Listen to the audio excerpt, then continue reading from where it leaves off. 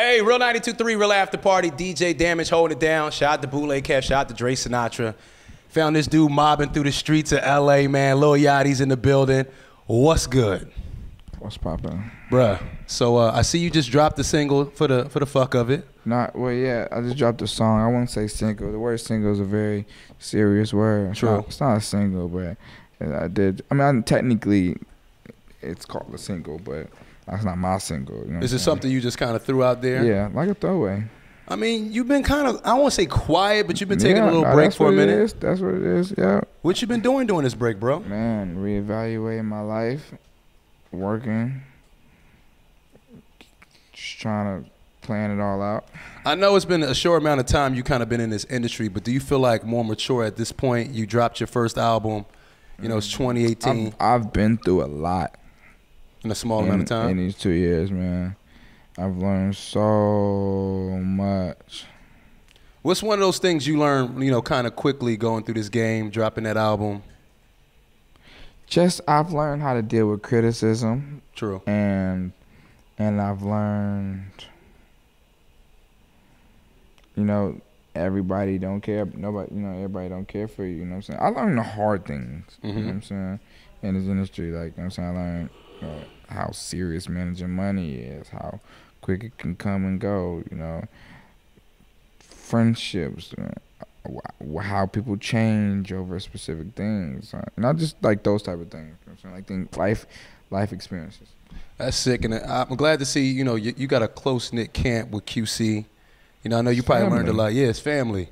A lot of people don't have that, though. A lot of people in situations and deals, and they don't consider the people they work with family. I think that's big. I only think it's a couple labels like that. Like, I mean, I'm not in nobody's business, but just from the outside looking in, you're saying like us, TDE, and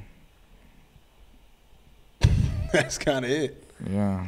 Watching that Complex interview, you watched that? It was enlightening, dude. Just to see all y'all together like that. It's not every day you can see P, Coach K, you, and the Migos together. Because it's every day for us. Yeah. You know what I'm saying? You guys kind of keep a low profile with, you know, how you interact with each other. I feel like y'all was dropping some bars. Yeah. Yeah, it was good. It was dope. And it was the way they shot it was very, like, it just Mafia-like. Yeah, it just looked, man, it was a good look. It looked good. You know what I'm saying? Plus the conversation. It just was nice. It was real put together. They didn't make us look cheap. They didn't make us look low. You know, they didn't lowball it. Like, it's a lot of money in that camp. They made us look real good. You know what I'm saying? They let that be known and let it be shown. It was good. During your quick hiatus, I feel like a lot of younger artists came through. Quick. How do you feel about that? Do you feel like at this point, I know you're the king of the youth. Do you feel at this point you kind of like an OG? Do you feel like you still in that realm? That's what I feel like, bro. It's be crazy. That's how I be feeling, bro. Especially the way I be trying to talk to some of them, you know what I'm saying? Because I know, I'm not going to say I know everyone, but I know a good amount, you know what I'm saying, of the ones who popping. You know, I know 6ix9ine, I know Trippie, I know YoungBoy, like personal relationships, you know what I'm saying? And I just, anytime I get a chance that I can tell them anything, I try to, you know. Or just, you know what I'm saying, I like to just be around them, you know what I'm saying, get everybody's energy and vibes. These young kids have got good energy, good vibes. It's crazy to me to see how quickly you go from, you know, Lil Yachty fresh in the game to like the young OG for these dudes. 2 years. You know what I'm saying? That's how entertainment's time span is now. It's so fast. It's just so quick. Yeah. You know what I'm saying? Who are you rocking with? I know you named a few names of people that you've talked to, but who you really rocking with music-wise? Shoot. Right now, SOBRBE, that's my favorite. I seen you tweet about them. I'm about to link them right after this. Also seen you you did a show over All-Star with YG. It wasn't my show. YG brought out like everybody in the world. YG did, you know, the Boogie Festival. He just brought out everybody. You know, that's the homie. I respect YG so much. How was All-Star for you, man? You don't seem like a guy that kind of go out. I didn't go out at all. You didn't go out at all. You know what I'm saying? I had a bar mitzvah.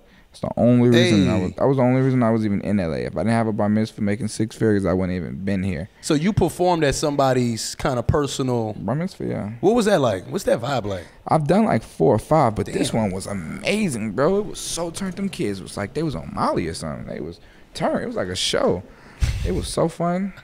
What about Grammys? Did you mess with the Grammys this year? Nah, I didn't even go. You didn't even go? I know you went the year before. Yeah, I was invited to. I didn't go. I didn't have no nomination, no reason to go. A lot of people are upset that your brothers and QC and Migos, they feel like they got snubbed. How you feel about that? It's unfortunate, bro. You know what I'm saying? But it's okay because they're going to come back. Everyone in QC is an underdog, you know what I'm saying? So they're going to come back the next year and go even crazier. You know how it is now. Like, a lot of people aren't respecting the Grammys. Are you one of those individuals? Or are you kind of rocking with the movement they got going on? I want one of them motherfuckers. I ain't gonna lie. What's some things Lil Yachty want in this game? I know. So you tell me you want a Grammy. What are some other accolades or something you want to kind of obtain or reach? Because you did a lot in a short amount of time. I want to break out and be a part of an amazing motion picture film. Hey, I want a girlfriend. You looking for love right now? Always. How hard is it to look for love at the point you are in your career? Extremely hard, man. It's extra hard. You feel like people just kind of want you for one thing or just see you in a certain light? Yeah, that and like my attention span is so short when it comes to women. Okay. March 9th is the album. Yeah, March 9th. Lil Boat 2. A lot of people talking about that date. You know, late great Biggie. They said he passed on that day. You being Lil Yachty. Were you aware of that when you made that your album date? Yes and no, cause that's the release date of my first album, Lil Boat. You know what I'm saying? This is 2-year birthday. You know what I'm saying? Lil Boat 2, Lil Boat 1 turns 2, March 9th. I released that the first one March 9th, and at the time 2 years ago I didn't. This was before that all of the Biggie thing. I first came to music, I had no clue, you know. And then I knew this year round because I had dealt with all that, and then by the time we got ready to release the date, you know, I was aware, but. It is what it is. Yeah. Musically, I know a few months ago you were talking about how you want to kind of, you know, a sound or a song that pops off in like those 21 and up clubs. Musically, are we going to get something like that on Lil Boat too? That's the vibe of it, yeah. Yeah? Yeah. I see you was on that ice tray. I felt like that was kind of like one of those vibes where. Yeah, hell yeah. But I'm starting to learn to not trying, like, you know what I'm saying? I just make the music for what I want to make it for, you know what I'm saying? Like, just put it out there. Whoever takes it, takes it. But yeah, that's a lot of that on this. It's a lot of that on Lil Boat too. Do you feel like you still are the king of the youth, or you kind of moved on for that? It's been 2 years. You kind of like the OG. That's interesting. That's an interesting question, and I don't know. You know, I know I still do for the youth. You know what I'm saying? In my everyday life, you know what I'm saying? Stuff I do day to day. You know what I'm saying? Not even that I just showcase. You know what I'm saying? I do a lot for the youth, and because that's what I'm a part of. But I don't know. It's a good question.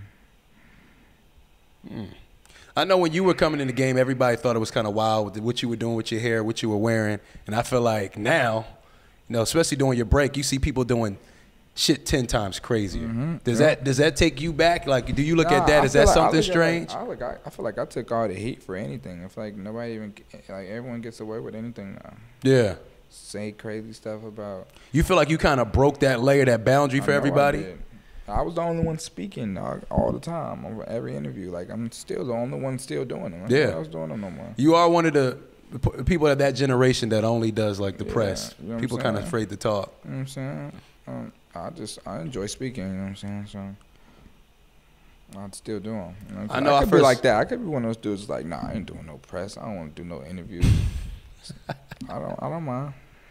I know I first caught your wave on Instagram, even before the music. Who's some of your favorite people on Instagram? Some of my favorite people on Instagram, the homie Osiris, Bloody Osiris, Luca. I know for me it's Will Smith right now. Oh yeah, hell yeah, Will Smith, Akademiks, our generation music. Yeah, I love that page. It's still interesting for you to say Akademiks, because I feel like people just feel like y'all have this riff like QC and that movement over there, like there's some type of riff. I mean, Akademiks are cool. You know, I can't speak on anyone else. Yeah. But I know it's no beef, but I know they not friends, you know. But I mean, I talk all the time. We're cool. Yeah. You respect Akademiks' outlook on... He just does things sometimes. It's just, you know, it's just like, see, why you got to do that, you know? But it's like... But you got to understand and respect everyone is trying to make a living. Yeah. You know, everybody for themselves. You know what I'm saying? So I can't fault him for. And everyone's entitled to their own opinion in this shit. I mean, I just respect the hustle at the end of the day. Mm-hmm. But Will Smith for sure, like my favorite IG man, right he now. came out of nowhere, been amazing. Of course, everyone already knew Will Smith was amazing, but it's like clarified, Will Smith was amazing.